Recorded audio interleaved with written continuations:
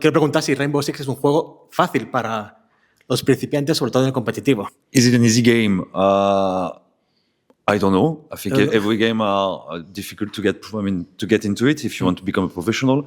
Do we provide opportunity for players to get better and potentially to become professional? I would say yes. That's what we are striving to do at every level.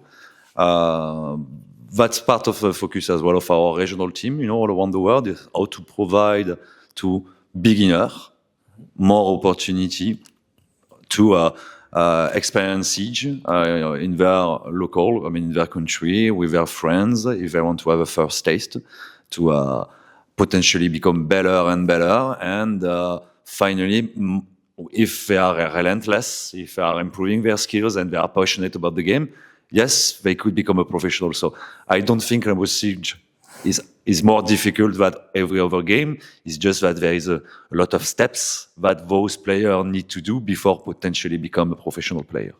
¿Cómo veis el mercado español? Si tenéis algún plan para incluirlo de alguna manera o para hacerlo más fuerte.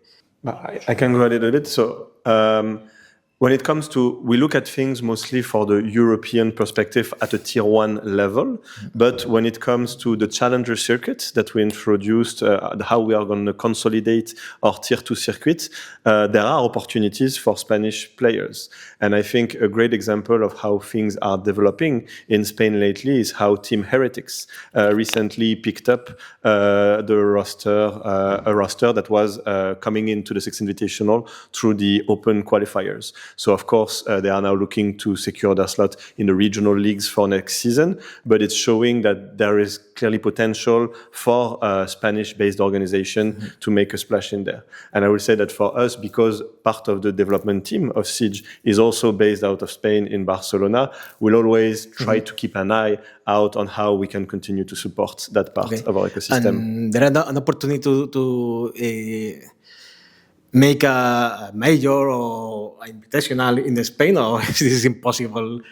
For now, there's nothing we can share on that, but we're always looking at where our communities are based. We know there's a strong fan base in Spain as well, so that's something we can consider in the future. ¿Cuál es la meta de Rainbow Six en un futuro inmediato? When it comes to esports specifically, so this year our focus was really on streamlining our operations, making sure that we continue to build on the esports products that were successful, our regional leagues, which have been a steady and very solid element of our ecosystem, but also bringing back a major to replace Reload from last year. It was quite unique, and we know that that a major is the type of competition and of product that the audience likes to see. So it was obvious for us that we'd go back to that. But then I will say that it's also a lot about strengthening our tier 2 scene, making sure that this path to professionalization that players can have is clear, is understandable, and that it's also built in a cohesive way so that it can better link into the rest of the tier 1 ecosystem. And there is also the notion of how do we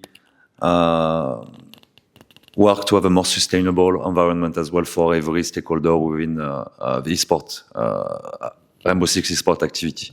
So Maxime is absolutely right, is developing the player of tomorrow, the community of tomorrow, being there to giving them their tool, but also working end to end, because it's the esports industry need to find the right balance between entertainment and sports. That's a mix, basically.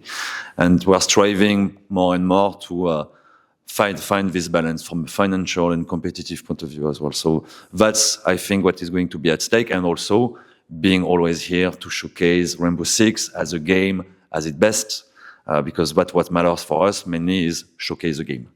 ¿Qué les parece que Solid Snake esté en el juego? Pero no como esports, no como tal, sino como jugadores de Rainbow Six. I grew up with that franchise, on PlayStation when I was a kid, so seeing Snake in Rainbow Six is super exciting. It's like a privilege, I would say, to have such a unique hero within this franchise. So I'm very enthusiastic, very passionate about that. Yes, no. Similarly, like it's one of the most recognizable names in the gaming landscape in terms of characters. So I was super excited to have him.